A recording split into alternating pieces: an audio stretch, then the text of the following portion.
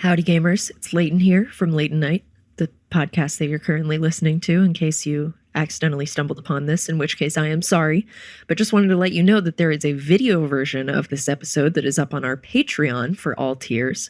So if you want to join us over there, depending on the tier, you can get all sorts of cool benefits. We do mini-sodes every week. We do some fun videos. You get access to our fan Discord, and overall, it's a really lovely time, and we would love to have you there. So, without any further ado, here is the audio version of this episode. So if you want to do the video version, you can go to patreon.com/Leighton Night. Or not. It's really whatever floats your boat. Anyway, episode...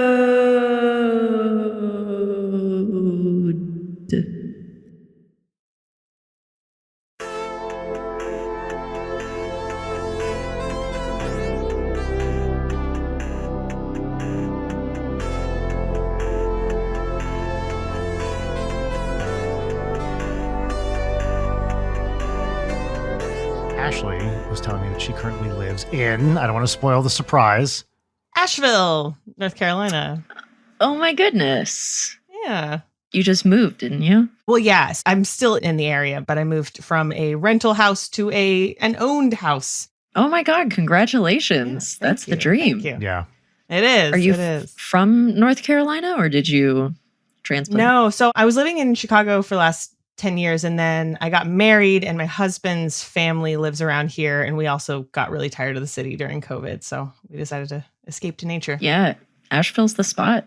I have not been there much, but I much prefer the mountainous area of North Carolina than I prefer the coastal area.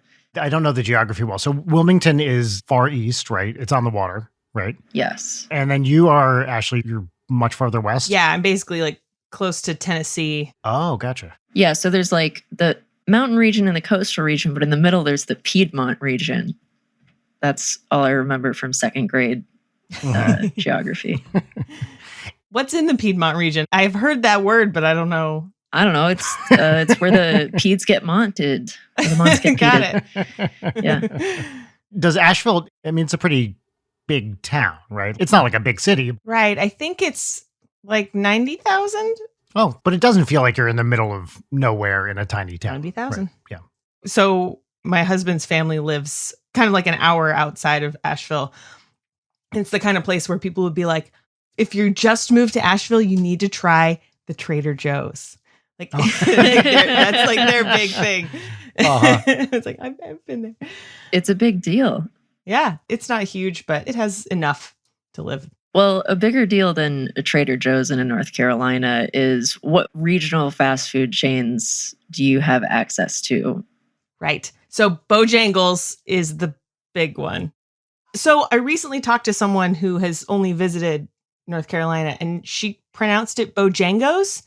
And I was like, am I doing it wrong? Is that is that like a local But thing? it's spelled like Mr. Bojangles, right? Yeah. Like, Yeah. Yeah. I mean, Leighton, is that something you know about? Bojangle? I've never heard it said any other Okay. way. Yeah. No, my husband, Jonathan, didn't know either. He was like, that's not real. Oh my God. Okay. So have you been to a cookout? So I haven't been to a cookout yet. But every time I drive by one, it's like there are cars around the entire building. I have no point of reference for any of these. What is a Bojangles like? So Bojangles is like, it's fried chicken. It's like Popeyes, I guess. Yeah. It's very zesty fried chicken. And they have a really good like blueberry like breakfast biscuits and a little sweet potato pie, sort of like in McDonald's apple pie, but sweet potato. And if you ask, they will give you the Bowberry biscuit glaze with the sweet potato pie. Pro tip. Oh, wow. Secret menu. Nice. It's delicious. And then Cookout is the one that we talked about a couple of episodes ago where you pay $5 and you just get a box with enough things to kill yourself with the grease. That's amazing.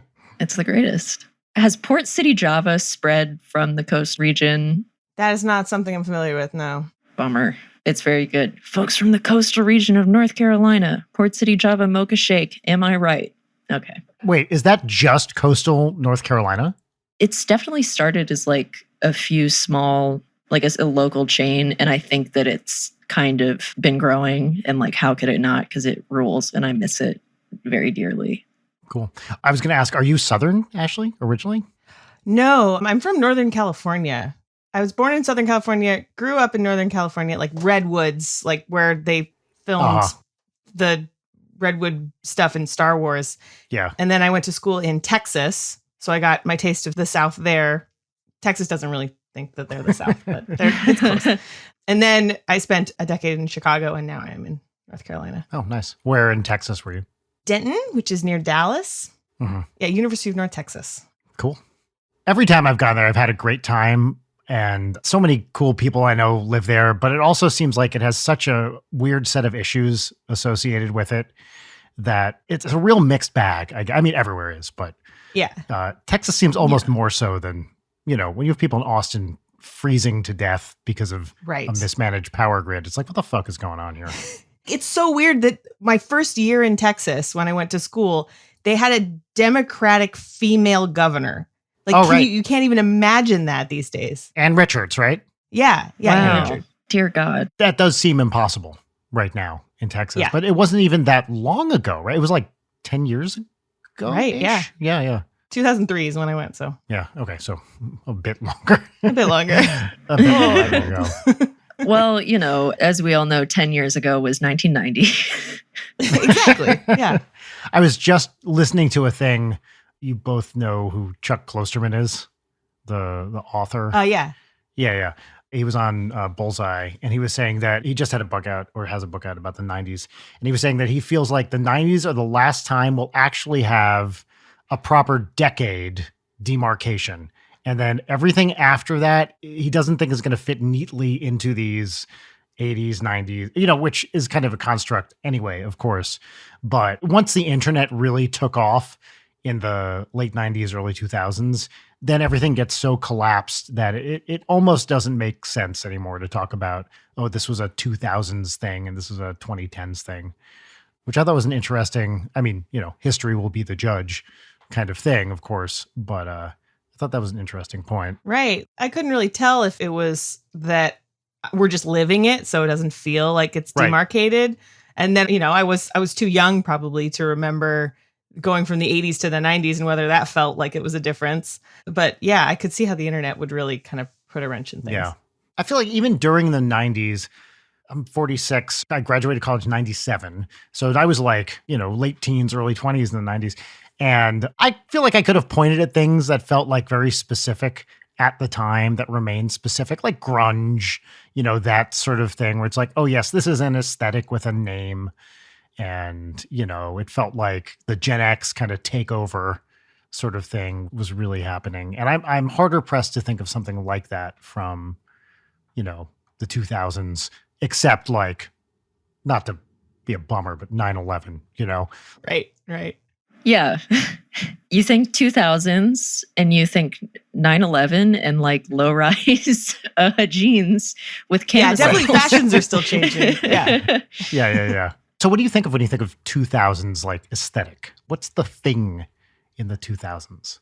Nothing like jumps out. Y2K dreams. So this is interesting to me as somebody who was born the year that you graduated college, Brian. Right. That now, like people who are younger than I am, which is already baby, the Y2K aesthetic, and they call it the Y2K aesthetic. You go on Depop or you go on eBay and you search Y2K aesthetic. Okay. And then you will find shit that I wore as like an 8-year-old marked up for $200 of like, oh my God, this is going to look so cute on your TikTok. Like, no, these were fashion crimes then. You can't make them cool now.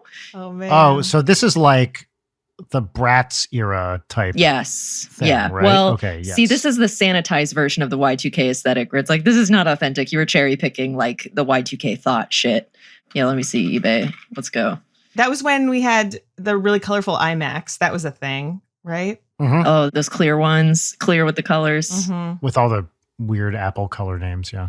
Yeah, just skirts with jeans underneath. Why not? Fuck it. Right. Oh, yeah. I remember the first time I saw someone wearing that on the subway in New York, and I was like, what is going on? Is this like a thing? And it was definitely a thing. That's the only way you could possibly describe that. I think in terms of like artistic responses to 9/11, you have Radiohead's Hail to the Thief, which I think is a great album. And then you also have a bunch of young women emotionally shocked and being like, you know what? Jeans, underskirt, good idea. Yeah. I'm looking at these images and I'm realizing that the day that someone decided that we should wear high-rise pants with crop tops was like game changer. Like, oh my God, everyone's life got better. Yeah. But back then they hadn't figured that out yet. And they still had the low-rise jeans with the baby doll tees. What if you just saw everyone's hip bones? Yeah. Like what if? Serving Did hip. it go right from low rise to high rise? I mean, is that like the defining line, or was there an era in between? Oh, like was it gradual? Yes, that's my question. And then in 2057, we're going to be up to the next full body turtleneck. What would we say in physics? Is it a first order phase transition or a second order phase transition? Right. Yeah. Well, I think it went from like super low rise and then to the rise of skinny jeans, not necessarily like, the waist location was kind of in flux. And now it's switched back to like high rise mom jeans, which I'm so cool with because people complained about that shit forever, but they are so flattering and so comfortable. You feel held, I haven't tried them. I see a lot of people wearing them, and I might be at the age where I'm just like, oh, those kids wearing their mom jeans. And I don't know if I can do it, but I think I That's just fair. need to try. It's about finding ones that don't make you feel like you need to remove several of your ribs. Like that's a bad situation. Right. But when you get ones that are like right for your body and you don't have to worry about like bending over and Can you define Fashion. mom jeans? What are mom jeans? I don't quite know what you mean by that. I mean, I'm aware of the jeans my mother wore, but Google mom jeans. okay.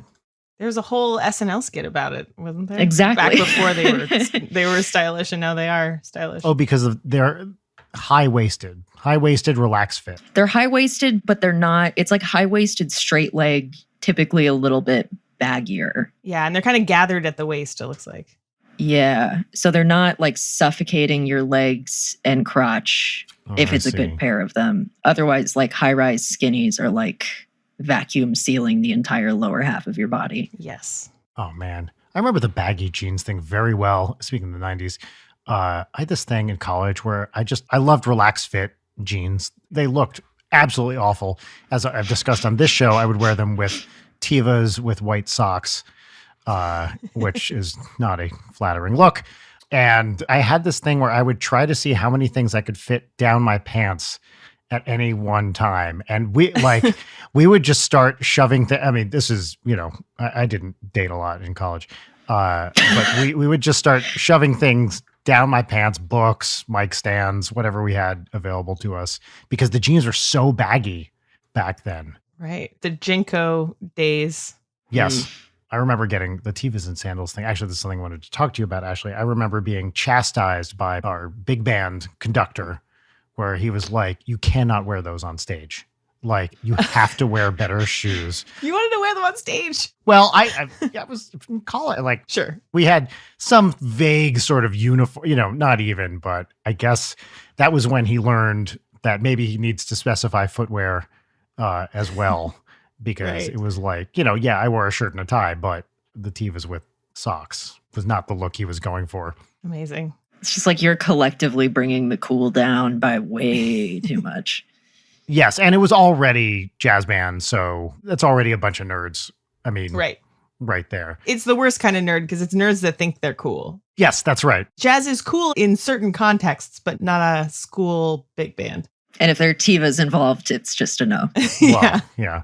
I mean, it was always this way starting in probably, I won't say always, but maybe starting in the 60s, where it just became like for nerds, not even like jazz nerds, but just like, you have these like Coltrane style, intellectual, shaman type, deep thinker people. Then it became like extra nerd. Once it became like a college thing, then it became like straight up nerds constantly. Once it stopped being cool in jazz circles to entertain an audience, that's when it really kind of went downhill. I feel like there's definitely like people will look down on you if you're trying to be entertaining. Like, no, you gotta be intellectual. Yes. Let's introduce the show. Everybody, this is Late and Night. Whoa. With Brian It's Weck. only been Over here we 17 minutes. What? Yeah. But there's a reason I'm doing this. As with everything, I have a strategy. Over here we have Leighton Gray. Oh, what's up? That was Brian Wecht. Mystery guest. Hi. Who are you? I'm Ashley Hamer. I'm a podcaster, a science communicator, writer, And a musician. I'm a saxophone player. And a saxophone player. Oh my which goodness. You see the plan now, Leighton? The plan was to come around to the I do see the saxophone player. plan. So I am also a sax player, and that was my main instrument in college. Yeah. Because I know you do a bunch of stuff these days, but okay, so you're playing sax in big band. Cool. Yeah, so mainly alto, but for other things I would play whatever they needed me to play. But in jazz band, it was mainly alto and soprano when they needed me. Was this in college or high school? This was both, but mainly college is where we had like the jazz band in high school, which was not a real jazz band. No one knew how to improvise. Yeah, sure. So you're just reading charts that don't have a lot of soloing in them. This is like the college level mainly that I'm talking about. Which ones did you play mainly? Tenor is my main one. In college, I played alto and even bari for a couple semesters. But yeah, tenor is my main one. But you were a saxophone player and you were doing physics too, right? Yeah. So in college, I was a math music double. I went to Williams College. I was like 2 classes shy of a math music physics triple, but decided not to kill myself. Already, even just a double major was insane. I took all the math classes, but my thesis was in music. So I wrote a big suite for jazz band and, nice. Was like about to go to, I'd gotten into grad school for jazz composition, actually at composition, but really that's what I was going to focus on at Duke, and then quit. I didn't quit. I didn't show up, and then decided to do physics and like take a year off, teach high school and apply for grad school in physics. Instead. So I was like all about music and jazz specifically for a while. I knew I wasn't a good enough player to be like a pro sax player. I mean, I saw what my sax teachers went through and it was just awful. Yeah. So you have a music degree too, right? I do. Yeah. Jazz performance. It's tons and tons and tons of work and very, very little money. Yes. Like when I got a day job after my master's degree, I thought it's similar in like academia. Like people think that if you do anything other than the thing that is directly in your path, you're a failure. So I was like embarrassed that I got a day job. And then I realized how much more I liked music once I had like my basic needs met. Yes. And it wasn't like just weighing on my soul to have music be the thing that actually sustains me. Like I had a thing that sustained me, and then music could actually be something like a source of joy. Absolutely. So what was your path to the sax in the first place? Had you been playing since you were younger? Or? Yeah, I started on clarinet in elementary school. And then in junior high, I saw that they had a jazz band and that I couldn't play clarinet in it. So I started on saxophone and loved it. And then it was the kind of thing where I was like, I can't imagine doing anything else. So I guess I'll do this for college, and did that. And so you were just music major or performance major. Did North Texas have was it like conservatory style at all? Or was it like liberal arts with a music? Yeah, so it was a full degree. Like it was a full, I had to take like Texas history and stuff because it was a Texas school. But yeah, I had to do marching band and concert band I did it all. Jazz. They have like 9 straight jazz bands and then a bunch of other like jazz related ensembles. It's a huge that's a huge program. Oh, wow. Yeah, it's huge. It's the first school to ever have a jazz degree. They originally called it stage band. It was like in the 60s. That's amazing. Oh, wow. Whoa. Who were like the instructors there? My saxophone instructor was Jim Riggs until my master's, and then he retired. And it was a guy named Brad Leely, who was the music director for Harry Connick Jr. for a long time. Oh, cool. Damn. But yeah, like people who have come out of North Texas is like the Eagles, one of the people, which is weird because our mascot is the eagle, and that makes it way less cool. I mean, eagles are already kind of not cool, but yes, indeed. Yeah. I mean, these days, Snarky Puppy, that was our nice. college band. Like we would go to bars and watch them play. Really? Yeah. I'm such a fan. I love Snarky Puppy. I mean, if you know them, you love them. They're just impossible. They're incredible. Definitely. And they are very much like the style of, there were several bands that were playing kind of that style of music when I was at North Texas. When I listen to them, it's like nostalgia. Do you know Bob Reynolds at all? That name sounds really familiar. He's a tenor player who's done a bunch of stuff with Snarky Puppy, and I've worked with on a couple of projects out here. So I don't know if he was in that scene when you were there, or I don't know if he was like one of the originals or anything like that. The tenor player that I know, who I think is still playing with him, is Chris Bullock. Yeah, Bob is one of the others that shows up. Nice. Occasionally. Well, that's awesome. I mean, having a jazz degree, I know now, like Indiana probably has one or something like that. There are a good number around. I mean, Berklee College of Music is a big one Right. that does it. University of Southern California, USC, is a big one too. Yeah. So did you write as well as perform? Were you doing both? I wrote as much as I had to. I didn't really get that much into the composition thing. I wish I had more. And I mean, it's easy to say that. Like I could do it right now if I wanted to, try to get into it. But it was never something that really drove me. Yeah. For me, the writing was the exciting part. And then the performing was like I'll do it as much as I loved playing. But as I said, I was clear I was not good enough and probably not going to be without a ridiculous amount of practice to sustain it as any kind of career. Sure. I've heard people talk about jazz composition as it's like when you're soloing, when you're improvising, you're still composing, but like jazz composition is sort of improvising in slow motion. And it's on paper and you can go back to it, which I think is the thing that isn't appealing to me because I'm very self-critical, and to hear the thing that I did over and over and over, it would be like just anxiety producing. So I think I prefer for it to just like be out in the ether. It's something I had to get over, which is like, well, this is on paper and someone else is going to play it and probably fuck it up also, because that's not what I heard. But then you just have to realize that the thing in your head always is not the thing that shows up in people's ears, So I had to learn pretty early to try to get over it. But yeah, I agree. It's hard. I am also very, very self-critical. And one of the things I had to learn was like to basically just turn that off as it goes. Right. So, I think you and I have similar kind of the science music kind of back and forth sort of thing going on. So was the day job you were talking about, was that science related? So it wasn't, not yet. So it was writing. I was a writer for Groupon, and that was kind of where I learned to write like formally, like as a job. And it's weird because, you think about Groupon and it's just like this cheap coupon place, but it actually was really cool when I went. It was very important to the CEO that like the content was really good and they would put in jokes and stuff. So I learned to write humor. Oh, that's and fun. There were MFAs who were editing my work. Really? Like basically everybody who was creative in Chicago was there.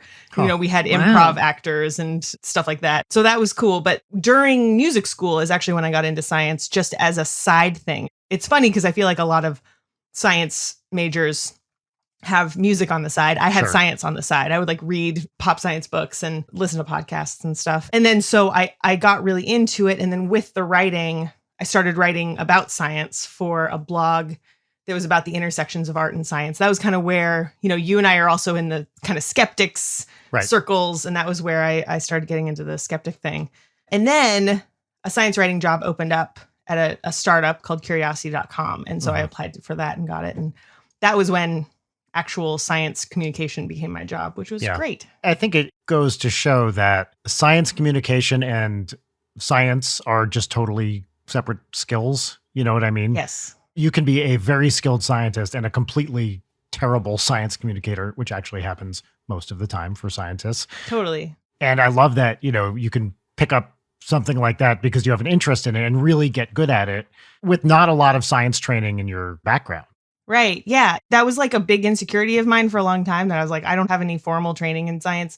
I took like a medical writing certificate course. So that taught me how to read a study. And there was like statistics involved and stuff. So I learned a bit about that. But otherwise, it was all self-taught. So I was insecure about that for a while until I kind of really figured out that like the point of view that I bring is as an outsider. Like I'm teaching old me who didn't know anything about this stuff and like figuring out ways to explain. Like that's always what I think about whenever I'm like writing about something that's technical. I'm like, okay, well, what would I have needed to know back before I knew this, which was probably a week ago because, you learn new things all the time. That's a really smart approach. Yeah, totally. Thanks. If science is good at one thing, it's losing the forest for the trees. And as a good science communicator, I feel like most of the job is to be able to take a step back when necessary and say, actually, this is how things really fit into the big picture. And maybe you guys aren't thinking about this in quite this way, but that outsider perspective is invaluable. And it's something scientists can be pretty bad at a lot of the time. Makes sense. Like you're focusing on such small things a lot of the time. So, yeah. So what areas of science do you enjoy I was going to say communicating about, but I don't know. What are your particular passions within that? Yeah, I'm very much a generalist. Like I was hosting a science podcast called Curiosity Daily for 3 or 4 years, and we would cover everything, just all areas of science. But my particular loves are like space, physics, like quantum physics even, which is, I feel like I'm usually out of my depth in that, but I try very hard to understand and explain it. And it's very motivating and fulfilling when I can. Yeah, space and physics are my favorites. And there's always cool stuff going on in both of those. Like, yeah, there's been so much fucking awesome space stuff. I mean, there always is, but I feel like it was a little bit of a lull maybe in the early 2000s. And then in the last 10 years, it just like keeps getting more and more stuff happens, and there's just amazing things constantly. Yeah. We imaged the first black hole. Yep. We launched this brand new telescope. New Mars rover. We went to Mars. Yeah. Yeah. The quantum thing is interesting too. I remember I started grad school in 98, and it was a big flurry of quantum computation stuff. And by the time I left grad school, maybe a couple years after, generally people were like, yeah, quantum computation is done. Like a lot of money thrown in, some cool results. And then people were doing interesting stuff, but it didn't have any of the big, sexy stuff that people were looking for. What specifically is quantum computation? Like, what specifically are you doing there? So you're using a quantum system to do computational things. Oh, okay. Basically, the idea is that you can have, instead of just bits in one state, you can have them in a superposition of states. Okay. And then you can use that to drive basically what's kind of like a massively parallel computation. I mean, that sounds like a quantum computer. I mean, that's what you're saying. That's what I'm saying. Quantum computation. Yeah. Yeah, it's quantum computation. But there's also all this, there's like cryptography and other things that are there. I remember, I think it was in grad school when, I think it was Ike Chang at MIT, like factored 15 using a quantum computer. And everyone's like, holy shit, he just factored 15 and it's 3 times 5. Take that. It was like a big result because he was using real qubit, like he was using an actual system, real qubits to do the computation. Okay, so I have to come in as the layman here who knows nothing. Yeah. What's a superposition? Why is that quantum? Like, what the fuck did you just say? Okay, this is going to be like me trying to explain Civ 6 to you, but you're describing real things. Yes. And not video games. A superposition is, so a quantum system, systems in the real world can be in various states. Like the door can be opened or the door can be closed, right? So similarly, particles can be in various states. An electron can be in this orbital or that orbital or whatever. It can have kind of different properties. It can be moving in different ways, et cetera. In quantum systems, the idea is that nothing is ever just in one of those possibilities at a time. It's in basically all of them with different weights.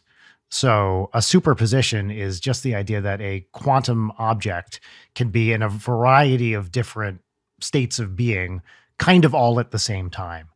And when it interacts with something, I mean, there's a whole complicated thing about like, which one is it in? The answer is none of them really, or none or all of them. And when you make an observation, it kind of decides which one it's in. I'm being very glib here, but that's basically the idea. So a superposition is a combination of different states of being that a thing can be in. Does that pretty much track with your understanding of it, Ashley? Yeah. And then the fact that it can be in, and correct me if I'm wrong, the fact that it can be in multiple states means that you can do way more when you're computing something. That's right. Our computers that we're using right now use 0 and 1, and that's it. And it's like either something 0 or 1. But this can be 0 and 1 at the same time. So it just like completely multiplies your options for computing things. Yeah, so it kind of changes these things because every time something can be in a 2-state system, every time you have another bit, you get exponentially more by a power of 2 possibilities.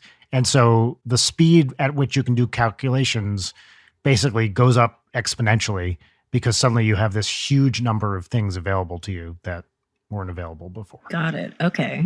The famous example of this, the thought experiment, is Schrodinger's cat.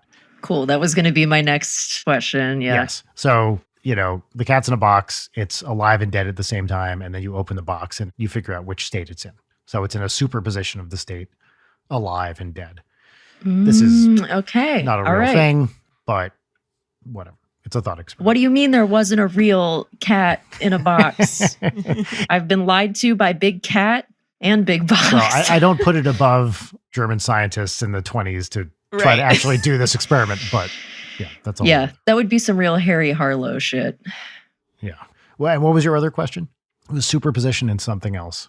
Oh, I think I just asked what the fuck did you just say? I think that was it, yeah. You successfully explained what the fuck you just said, and I understand it slightly better. And you gave me a reference point that I was familiar with. So good science communication. Cool. Thank you. I was going to say this about science communicators. Tell me if this tracks with your experience, Ashley. I feel like 10 years ago, I remember hearing someone say they were a science communicator and thinking, what the fuck is that? Like, is that a job? Like, I understand what you do, but when I moved to the UK for my faculty job, there were people there who described their profession as science communicators. And I had not really heard that in the States to the same extent. And now it's a very common thing. And I would call myself a science communicator to some extent. A lot of the people I know are science communicators. It's a straight up job, or at least class of jobs. When I first started, science writer was the thing that I wanted to be. That was the thing I wanted. And I think just somewhere along the way, science communicator came into the fray. Yeah, I don't remember that existing or not existing beforehand. I don't remember. Yeah. I remember specifically seeing someone in the UK say, my job is science communicator. And I was like, whoa, I've never heard anyone describe themselves that way before. The UK is this amazing science communication scene. And the US does too.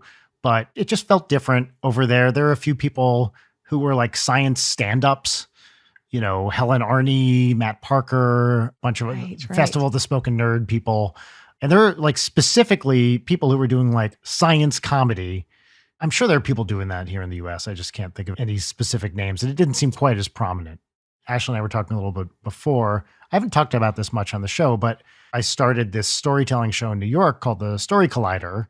Wait, you started that? Yeah, that's me. I didn't know that. Yeah, wow. me and Ben Lilly. That's amazing. Yeah. Oh, wow. I'm like in awe. I love it. Oh, thanks. So yeah, we started that in 2010, basically capitalizing on the Moth was a popular thing. And Ben and I were both, he was an ex-particle physicist. Sorry, the what? Oh, the Moth. Oh, Leighton, you don't know the Moth? Give it to me. Well, I can give the charitable explanation or the less charitable explanation. No, go off. Let me start. The snarky one is if you want to hear a bunch of self-satisfied people talking about how clever and interesting they are for 10 minutes at a time, that's the Moth. Oh, listen to this podcast? Yeah, well, exactly. I mean, the more charitable explanation is, which I honestly believe more, is that it's storytelling. It's true personal stories about people's lives, and they would have themes, and it was competitive storytelling. That was the real hook originally, is they would do these events. You'd put your name in a hat. There was a topic, family or whatever, some pretty broad topic. And then they'd pull your name out of the hat, and people from the audience would rate the storytellers. It started, I feel like, in New York. Oh, wait. Yeah. No, it started in New England. The Moth did? Yeah. Oh, wait, wasn't it in the South somewhere? I mean, yeah, maybe. But anyway, like when I was in New York in the, like late 2000s, early 2010s, like storytelling was like a hot deal. It was a thing. There were a million storytelling shows. I took a storytelling class. So this is how we started Story Collider. I took a storytelling class at UCB.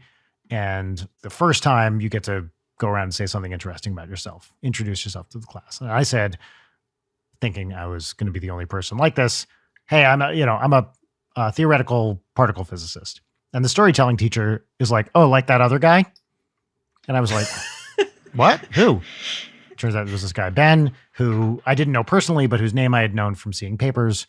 And then we got in touch and we were like, well, there's no science storytelling shows. Let's start one. So we That's so cool. started doing That's it. adorable. And now it's in like 15 cities or something like that. I mean, I would bring it around with me as I moved to different things for academics. So I did them in Ann Arbor when I was there, and Boston, and then London when I moved over there. And now they have like regular shows. I did a couple here in LA, but now they have regular shows like everywhere. Yeah, it's a great series. I didn't know that you'd started that because you've talked about it before, but this is also news to me 2 years into this show. My original point was that science communication scene was going strong, even in in New York through the storytelling thing, like Story Collider and other venues. I'd go to talks at the Hayden Planetarium, which I'm still not quite sure how to pronounce. I think it's Hayden, but it might be Hayden. Constant cool science stuff happening all the time. It must have been great in Chicago too, right? I mean, I imagine that was like a hotbed. Yeah, I definitely went to at least a couple Story Colliders and Moths. I have a fun story about actually a Moth show that I went to when I was still on dating apps. Oh, yeah? And it was a second date, and a guy brought his girlfriend. I didn't know he had a girlfriend. Oh, no. She just showed up. He was like, yeah, my friend actually really loves the Moth and we were going to go. Is it cool if I bring her? I was like, yeah, totally fine. And then he shows up and they end up like putting their arms around each other and she knows his dad and stuff. Oh my God. Oh. Is this a really complicated attempt at a threesome? Because this is not, I don't know what's happening. I will always associate the Moth with that weird experience. That's really what a bold move fun, to pull such a genesis of a story move at a storytelling event. Like, right. Well, and knowing the Moth and that scene, there's a chance that was on purpose for the story. Right. Right. Yeah. I don't want to bag on the Moth too much. Honestly, I was a huge fan of what they did, and I just kind of fell off of it. Not because I disliked it, but just kind of moved on to other things. I just think anytime that mining your pain is required to be good at something, there's like something extra in your life that's going on. You know what I mean? I don't know, like comedians, actors, like everything. Like, I love them. I enjoy the art, but yeah, well, and also, especially with storytelling, like with this kind of thing, there is a strong emphasis on true. It has to be true. And what I was always told in my storytelling classes is emotionally true is good enough. So you're not getting fact checked. You're not doing journalism, for example, right? And so you can elide details. You can change names. You can talk about how it felt, which no one can ever deny because that is how you felt at the time. And I think the problem you're talking about gets exacerbated when it's not like a stand-up where you can literally just make shit up and it doesn't matter. Sure. You're supposed to be talking about a thing that happened to you, which in principle could be checked by somebody. And that's a hard thing to do. And I'm sure at some point you're like, well, nothing dramatic has happened recently. Maybe I should do a lot of drugs and kind of see what happens or whatever. Like, I'm 100% sure there were people doing stuff for the story, which is not unusual to the Moth. It's just what people do. Like moths to flames. Well, my favorite Moth story that I would recommend if people haven't listened to any Moth stories is they did one with Steve Burns from Blue's Clues. Oh, yeah, that's a good one. Really? He told one? So good. It's so weird. Yeah. Apparently, the Blue's Clues guy is popular with the ladies. Yes. But he's very pure about Blue's Clues, and he will not allow people to make it weird. Yeah. So it's great. Okay. I remember that one. That's a really, really good one. Honestly, they do great work, and the stories are, it's very produced, which is what we did at Story Collider too. Like, we would rehearse people and look at drafts and give notes and stuff like that. The ones they put out on their podcast are typically like they have been prepared and rehearsed. Right. The product is really, really good. And those shows are honestly really fun. I did a few of them in Detroit. I told a couple stories at Detroit Moths. I was really, really into this scene for like years because I think there's a lot of fun stuff that comes out of it. Yeah. Actually, you do make a good point of just like there are certain vocations or interests where like you do kind of have to mind the pain a little bit. There's like an interesting balance there, right? Of like how much of this is good for me? Is this a good way to deal with this?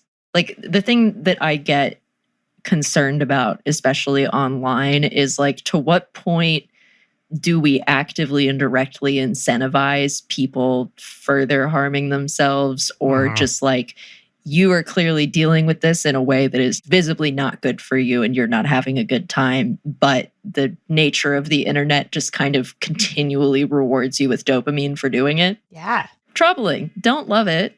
Right. Yeah. And I didn't even think about the internet side of it. The internet has created even more avenues for this. I didn't think about this till right now, but I feel like, especially with the rise of long threads on Twitter or whatever, the utility of the Moth, or the really cool thing about it, has now been subsumed by other things on social media. You can see people telling quote unquote true stories about themselves literally all the time for as many hours as you want a day. And you don't need to listen to a podcast for it. And as many hours as you don't want. Yeah. Right. Yeah, exactly. Yeah. So maybe one of the reasons that the storytelling thing seems to have passed as a fad. Fad is too dismissive, but as like a thing that was big, pretty much happened at the same time as the rise of social media. Did we just hit on something from the 2000s? Yeah, I think. Is Yes, like I guess we did. decade? Yeah, totally. The 20. You know Wow. what? We hit on something from the 2010s. Yes, we Yeah, did. from the 2010s, yeah. Yes, exactly. Okay, great. The storytelling scene in New York.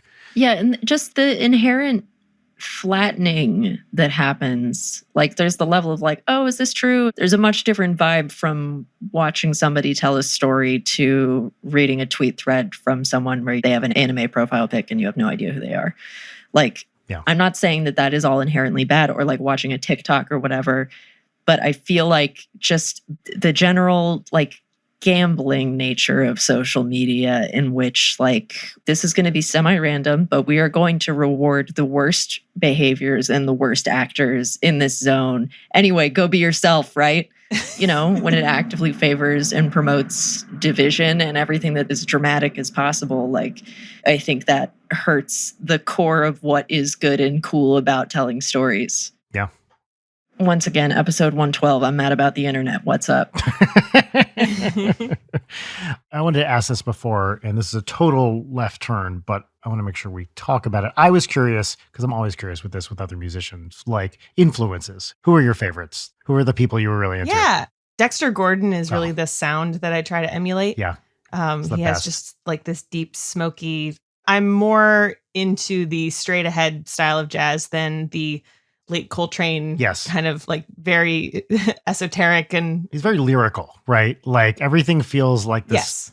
smooth, beautiful line and not just notes and a chord. Right. Yeah. Lyrical and melodic is like, that's my jam. I love Yeah. just creating melodies rather than kind of trying to, find the most interesting like chord colors and stuff like that. Mhm. So he's my big influence. Living saxophonists, I really love Joshua Redman. Yeah. He did a masterclass when I was in college, and it was Oh, really? terrifying because he's amazing.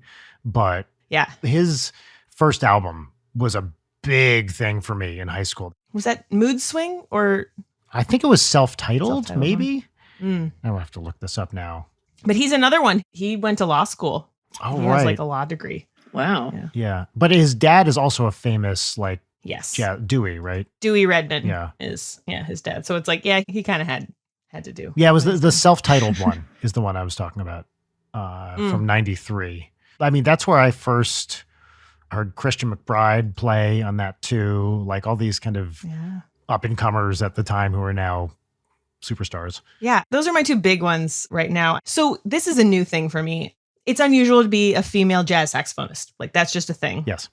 And so throughout college, I really dealt with that a lot. And I was like trying to, I had people telling me like a compliment would be like, girls always know they always play so lyrically or whatever.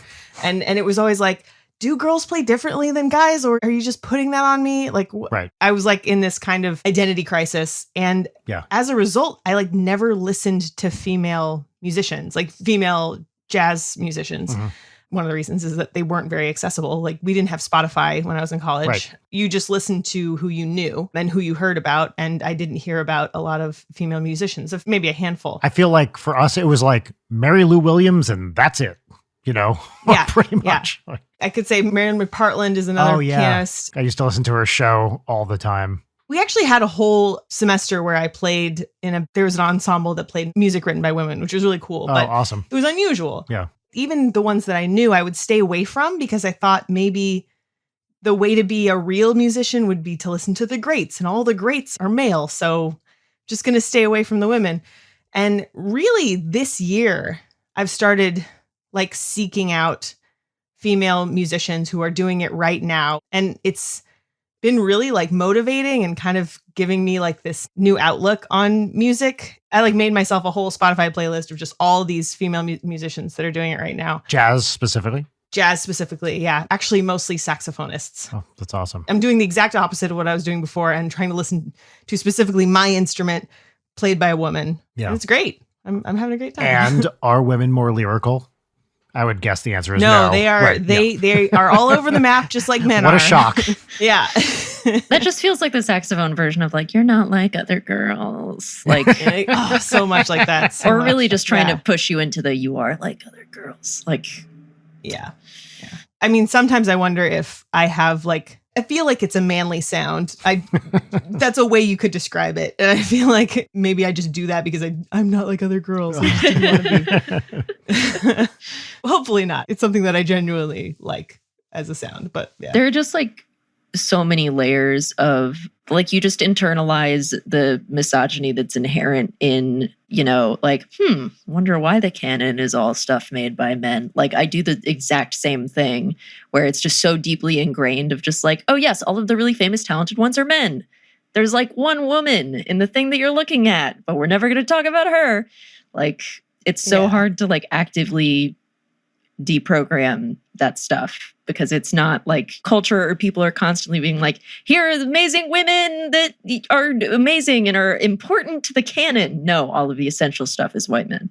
It's a bummer because it applies to everything. It does. And when you don't know a lot about the subject, it's hard to know whether they're canon because they're men or maybe these other women are just as important and you'll learn a lot by seeking them out, or whether it really is true that these are the masters, which is why I think it's fun, you know, now that I'm like in my 30s to go back and be like, no, I'm going to listen to women specifically and get what I can out of that too. Yeah, I feel like we all should do that more. And there are a lot of like movements by corporations and whatever else to be like, here are like 10 women you should check out. And I never know how much of that is genuinely like, these people are really cool, and how much of it is like, fuck, we got to fill out this list. So we have a bunch of girl bosses.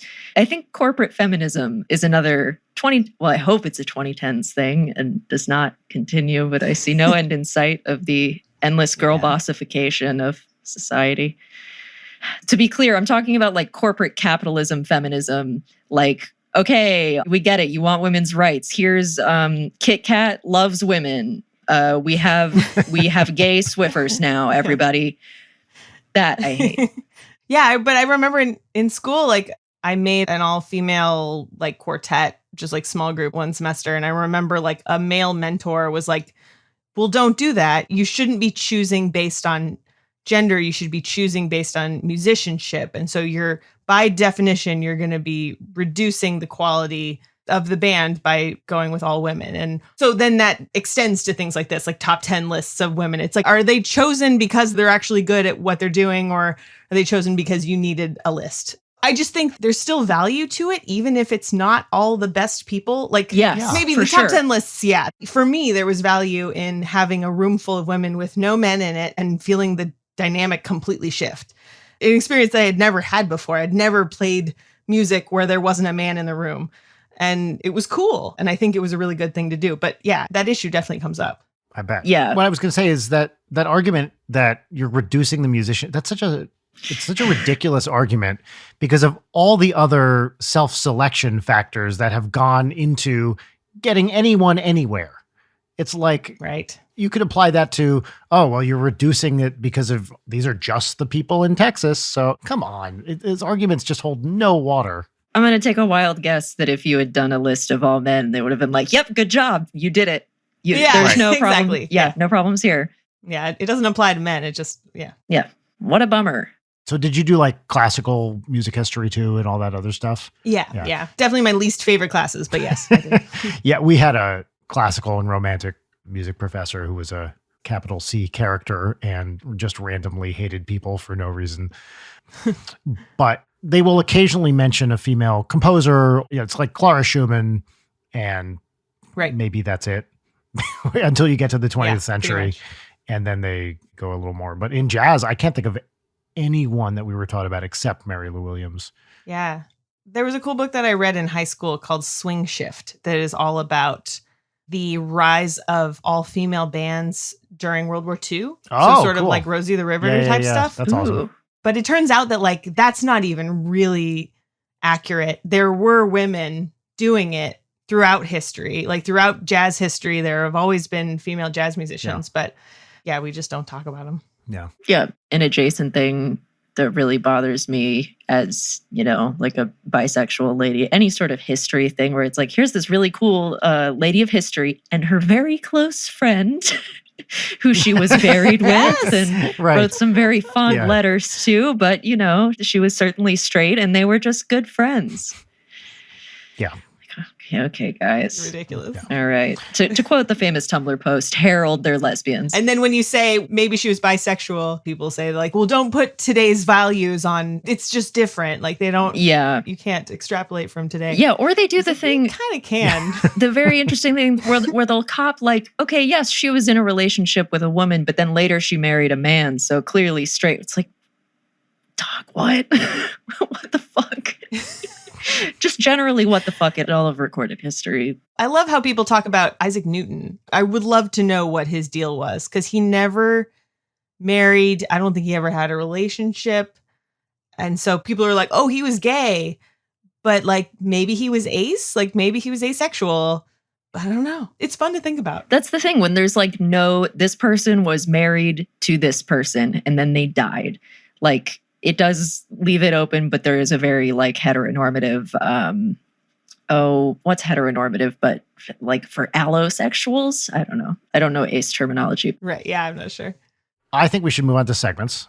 Yes. So our first segment, Ashley, is our pop culture recommendation segment. This is where you get to talk about a book, a movie, a video game, piece of art, pop culture, broadly speaking, really just culture, but talk about something that's interesting or something you've been appreciating recently. The name of the segment is What's Poppin', and the theme song, which we'll add in post, so you're not going to hear it now, goes here. What's poppin'? What's Poppin'? Okay, awesome. That was the What's Poppin' theme song. Leighton, what's poppin'? Well, thank you so much for throwing to me, Brian. It's like a beam of light that is coming through my apartment that I'm just, it's really bothering me. I am both on the dark side and the light side right now. And it's whatever. Listeners, you can't see it. It's very noir. Thank you. I need to have like a cigarette. And also I'm going to kill you later in the third act.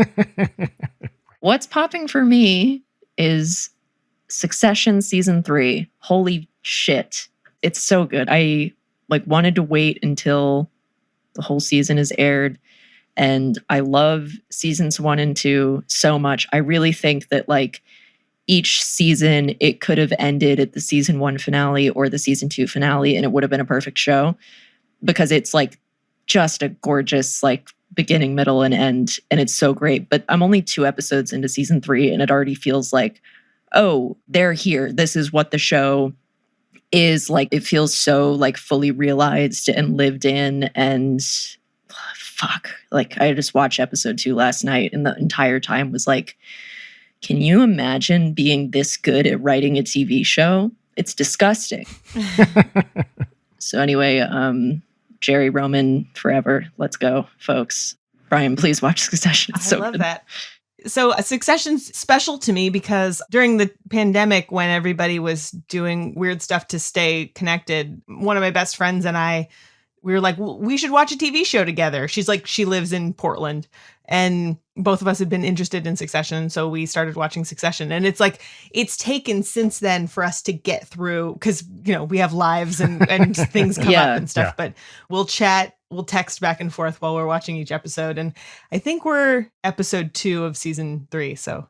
Oh, wow. We're in the same zone. Yeah. And it is as good. You agree? It's as good as everybody says. It's just fantastic. People love this show. It's great. There's a humor to it that you really need to pay attention to that's very dry, but it's very funny and very well made. I think that Glenn Howerton on the Always Sunny podcast was pointing out that Matthew McFadyen, who plays Tom, is doing things comedically that nobody else is doing right now. And I'm yes, that's so true. Some of his line deliveries in the show are just greatest of all time. The man is the king of a threatening sing-song. I love it. That's the thing about the show is like, I don't perceive any of them acting. Even when it's really funny, that's just how that person is. Like they're so weird. It's a treat. The score is amazing. Like they hit the jackpot on that theme song because every time it hits, I'm just so excited. And yeah, wow. What a show. What a show. It's a treat. Oh, have you seen the reason that I started watching the show is because there's that video that's like Succession, but everyone wants some of Logan's M&Ms. Yes. That is why I ended up watching the show, and it only gets funnier when you go back and watch that TikTok. It's great. Ashley, what's poppin'? Gosh, I feel like this is so popular right now. So someone on your show has probably mentioned it already, but Our Flag Means Death. We actually, that was last week. Someone mentioned that. Oh man, yeah. See, I'm sure. No, but it's fine. No, that's good because that's like a super recommendation. There you go.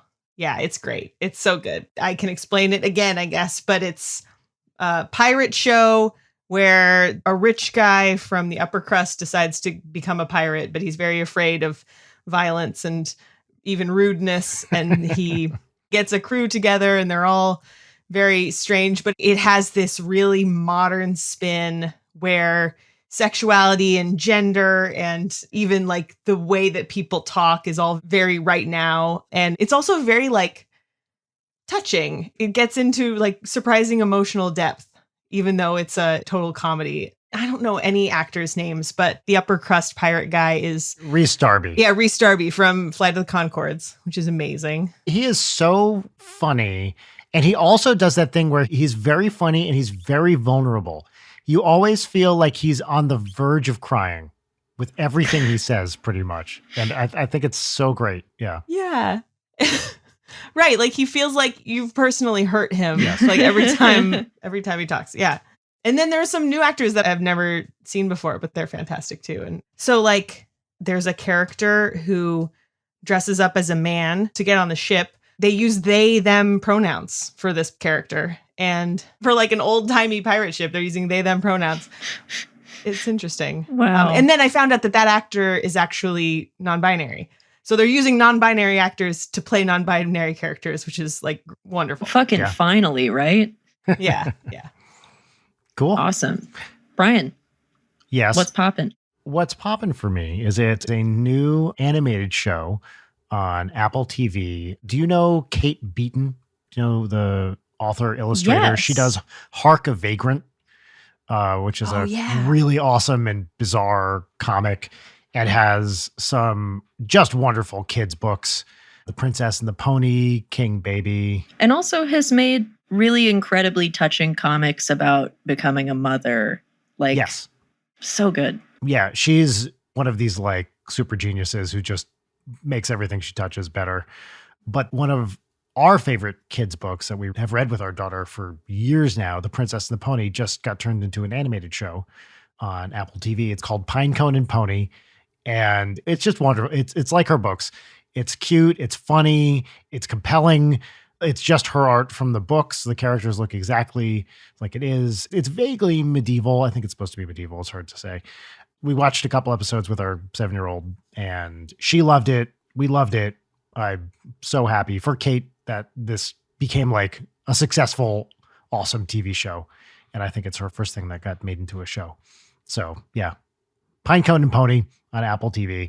And also basically everything she's ever done because she rules. Yeah. Also, if you've been on the internet for any amount of time, you have seen panels of Hark a Vagrant and you don't. You either know or you don't know. But it's at least 10 years old, probably older. I think it's older than that. That's like the only way that I've seen it is just random things on the internet. It sounds like I need to really dive in and like read her stuff. Yeah, because I think she has 2 different collections. Yeah, there's Hark a Vagrant. What's the other one? It's like a historical one, right? Step Aside Pops. That's the other one.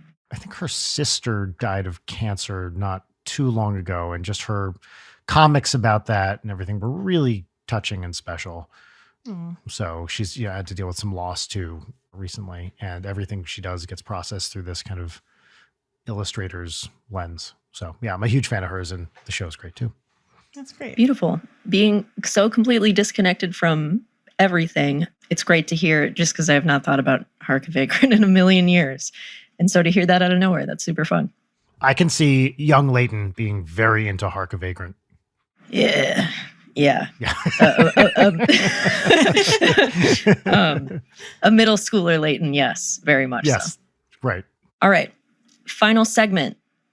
It's a 3-part gratitude exercise, 1 part petty grousing. It's called Oh. Peaches and Lemons, and the theme song, which will go in post, is right here. Peaches and lemons. Peaches and lemons.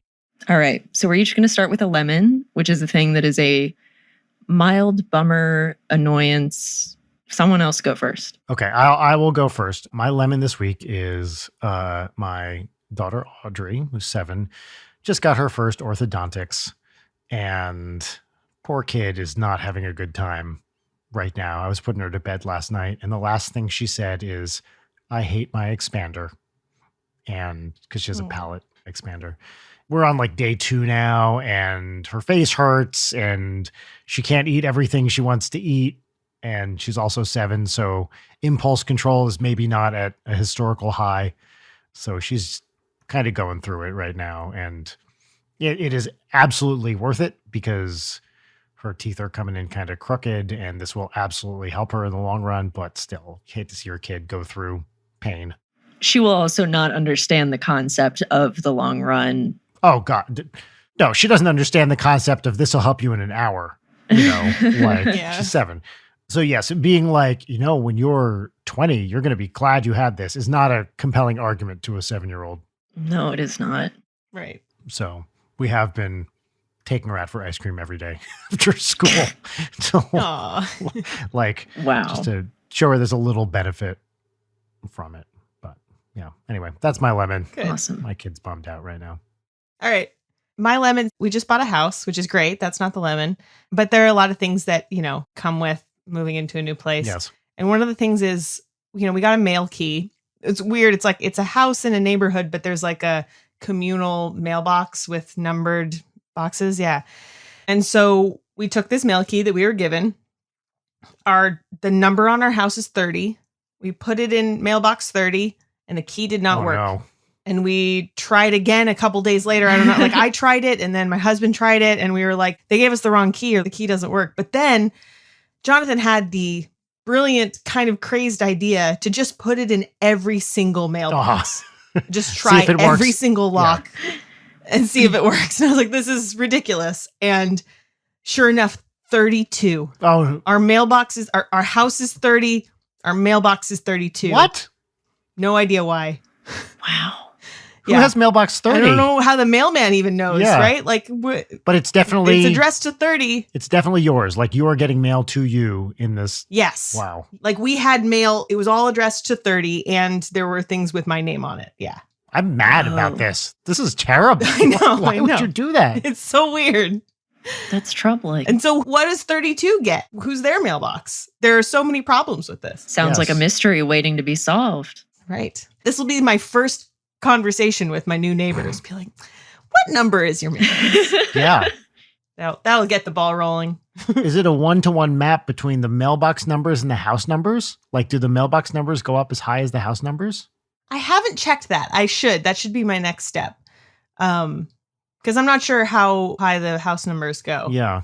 But that'll be a good thing on my next walk around the neighborhood. Kind of like check it out. Walk around with the clipboard. Investigate. Yeah. Listen, they will let you in anywhere if you have a clipboard. Just saying. A clipboard or a ladder and walk confidently. Mm-hmm. They're not going to question somebody who's in a hurry and has a ladder.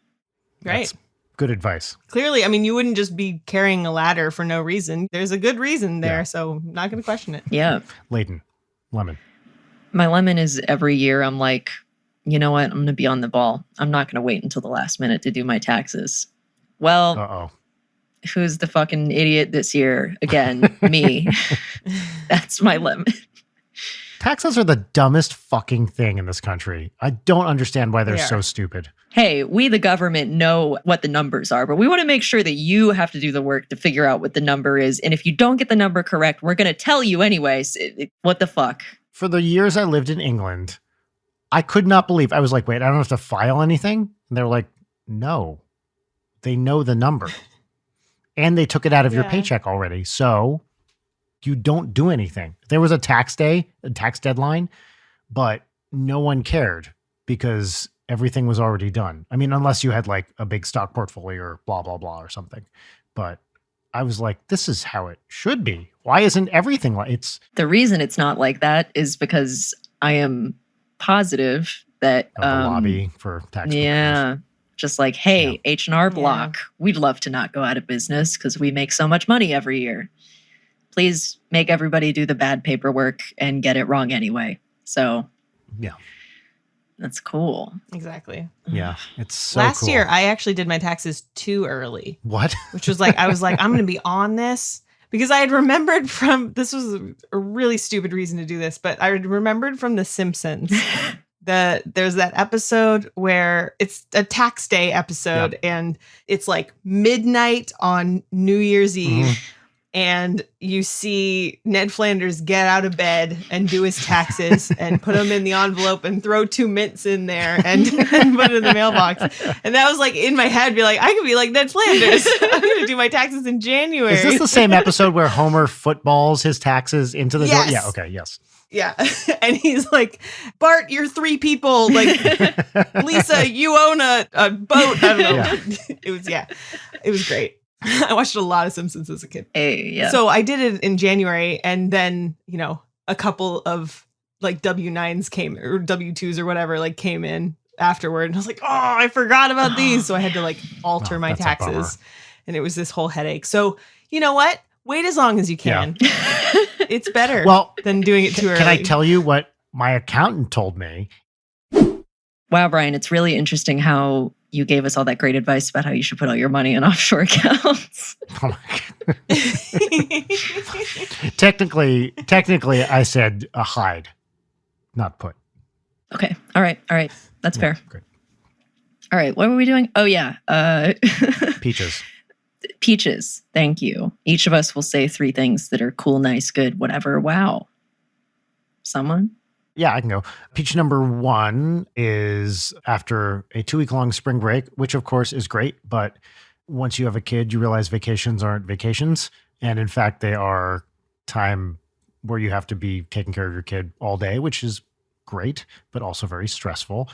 Audrey's back in school, which I'm very happy about because now I can get back to actually working. We had a lovely spring break. I love spending time with my daughter. I also love it when she is in school. So that's peach number 1. Peach number 2 is next weekend. Actually, the day this comes out, I will be doing a show in Bethlehem, Pennsylvania with some of the folks from the Skeptic's Guide to the Universe. And Nice. yeah, they're And George Robb. and George probably. Robb, yep. So he lives there, and he has this thing he does every year, has done a couple times, I think, called the No Show, KNOW. And he's going to be playing music. And the Skeptics Guide, they're doing a podcast, which I think I'm going to be on with them. And I created a game show with them and George, and we're going to be running it that weekend. That's adorable. Oh, that's awesome. So it's going to be a fun weekend. Yeah, and those guys are all good friends now, and I just love them. They're such sweethearts. Do you know George, Ashley?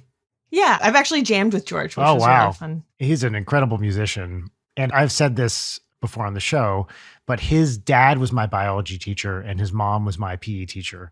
Like, we grew up in the same part of Jersey, and he went to the same school I did, although he's a couple years older. So we weren't there quite at the same time. But yeah, his dad was like my first proper high school science teacher. And he's a great guy. His parents are awesome. That's awesome. I love hanging out with them. Final Peach is actually the mini-sode that we did for this week, which is now last week by the time people hear this. Leighton and I played Civ 6, or really, Leighton played Civ 6, and I watched her and didn't understand anything, but it was a lot of fun. And Wow. I wrote our little town that we started. Our nation state is Dumptown, and I wrote the Dumptown National Anthem, which you can hear if you listen to the end of that mini-sode.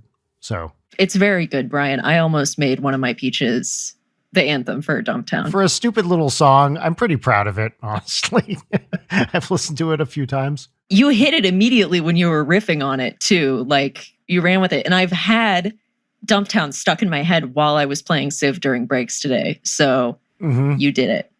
You did it. But it sounds like an anthem, right? It has those. It does. The right chords for it and everything. It's Yeah. When you're riffing on it, there's like one note that you hit at the very end of it where it was like, ooh, damn. And I wanted to ask you what it was. I believe what you're talking about is the diminished 7 that leads into the 2 minor 7. I love a diminished 7. I know very little about music, but I enjoy it a lot. Specifically, it's the C sharp diminished 7 that goes into the D minor 7. Very good. Yeah. So Ashley knows what I'm talking about.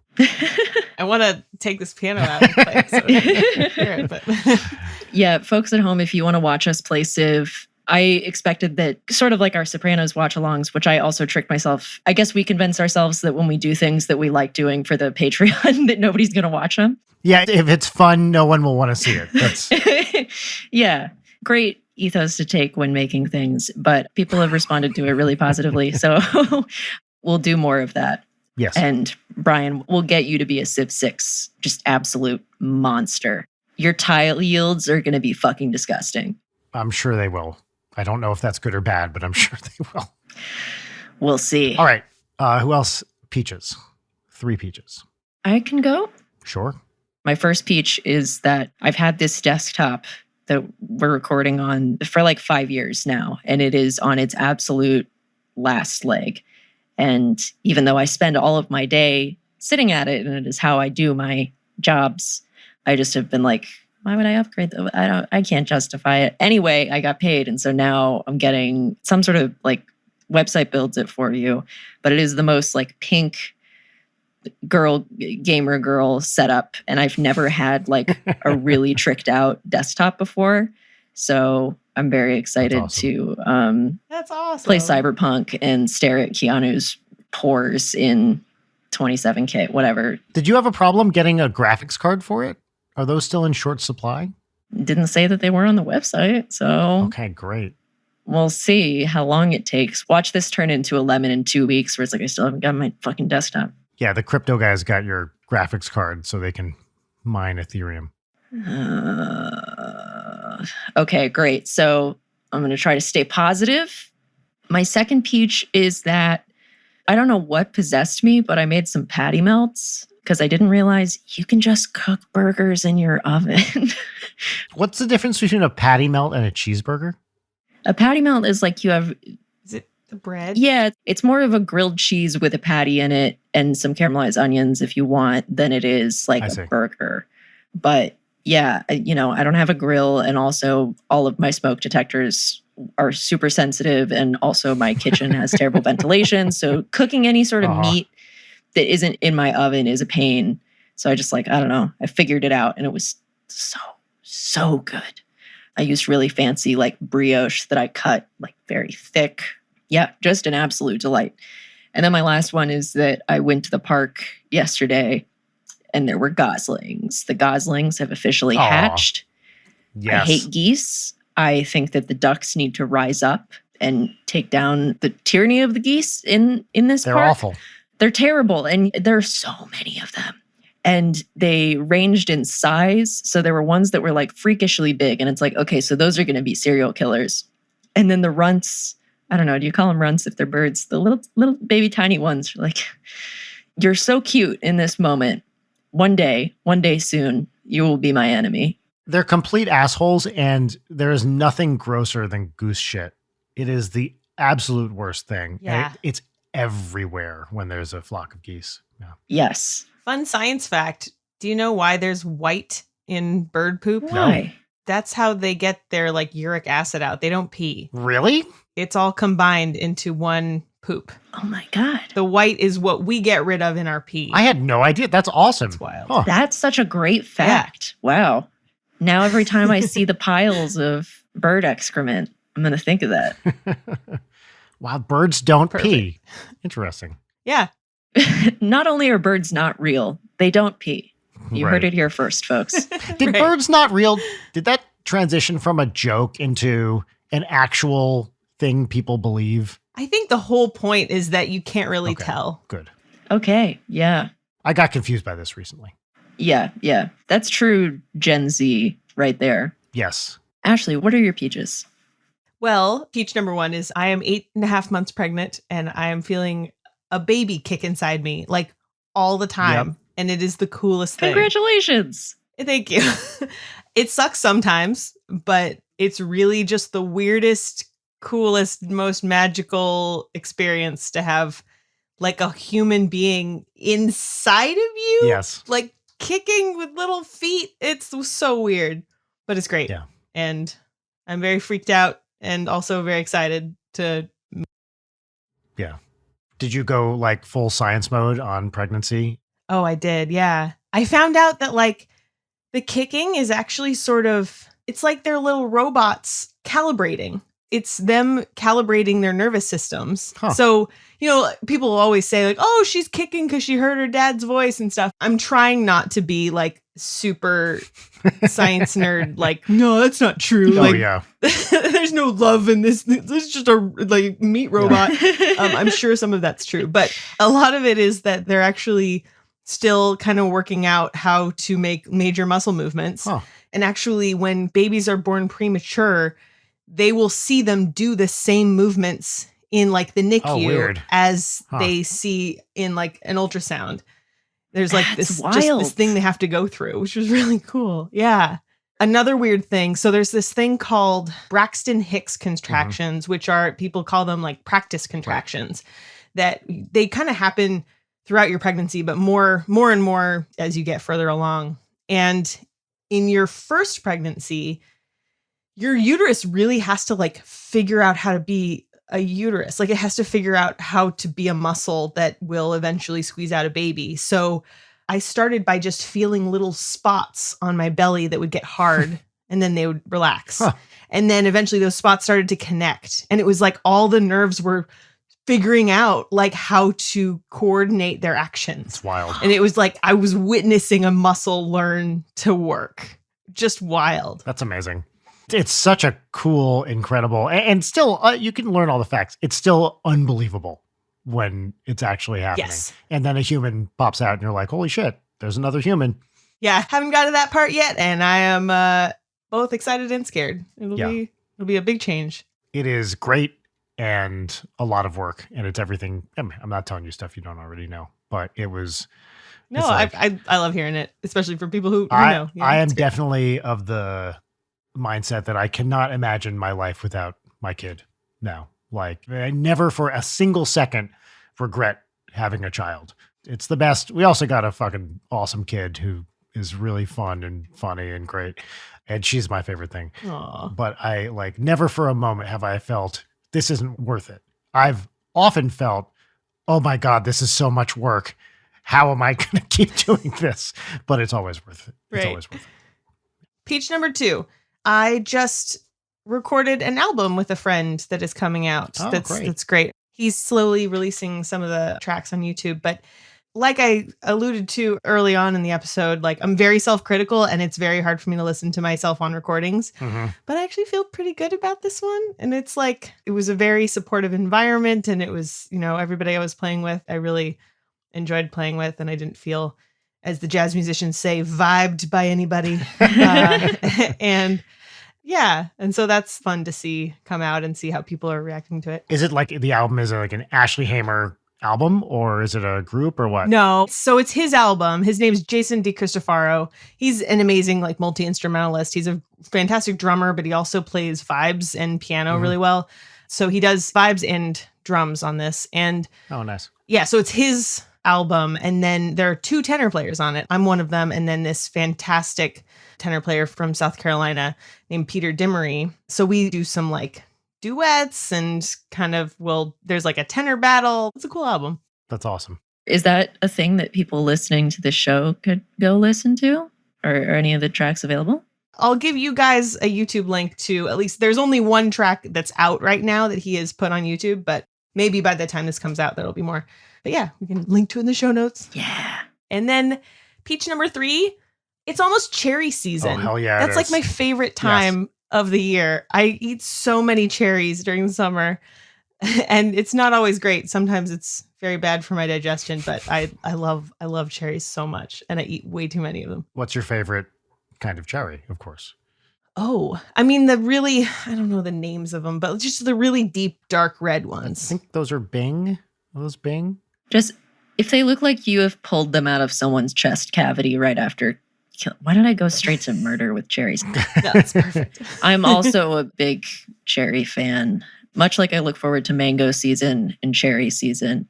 I like making cherries. You chop them up, brown sugar, balsamic vinegar in a pan, reduce it, and then spoon it on top of goat cheese, like really cold goat cheese. That sounds weird, but it is like, Oh. or you can put it on top of ice cream is probably the more normal thing. But if you also like cheese, it's the greatest.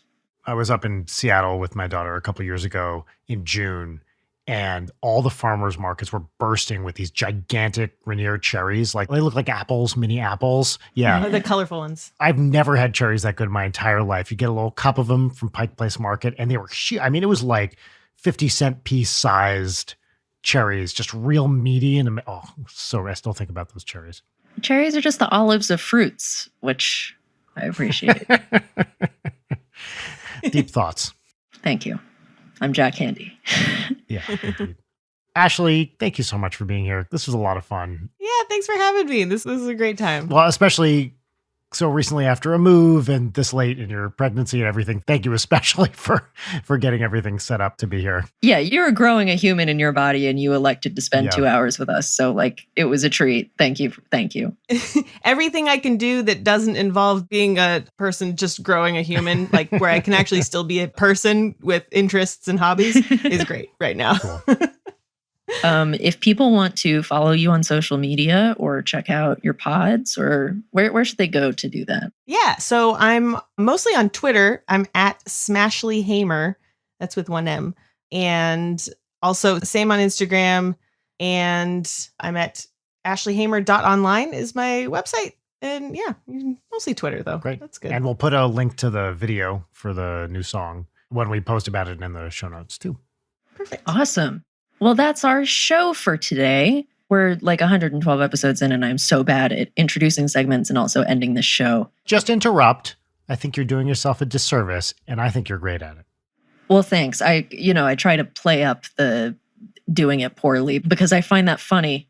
And so now here we are, and I feel awkward. But thanks for coming on this journey with us, folks at home. Hope you're doing well. Hope you're surviving this summer. If it's summer where you are, it's hot. I'm projecting it. I'm hot. So I'm telling everyone, be hydrated. It'll be 90 degrees here in LA when this comes out. 100%. Yeah, for sure. We're all burning in hell for the sins of a past life. Hug your friends safely. I don't know. Do something for yourself. I'm not going to say the cum thing this time. All right. That's the end of the show. Bye. Okay, bye. Late Night is produced by Brian Wecht, Leighton Gray, and Jarek Centeno. Follow us on Twitter at Leighton Night, on Instagram at Leighton_Night, or email us at leightonnight@gmail.com.